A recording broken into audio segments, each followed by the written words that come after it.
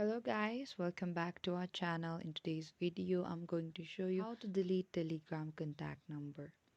So if you're looking to manage your contact on Telegram, you can consider removing a contact from your list without affecting the account.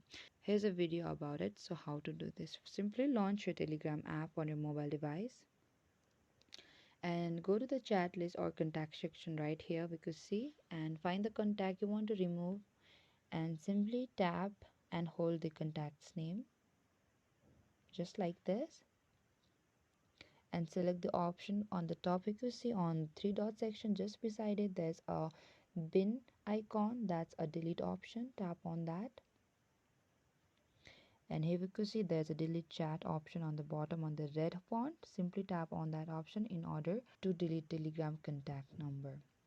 And keep in mind that removing a contact from a list won't affect their account or communication with you if they have your contact information saved.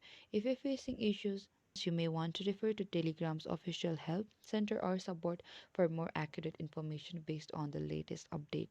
So thank you for watching this video. I hope I could help. Don't forget to like, subscribe, and hit the bell notification icon for more upcoming uploads.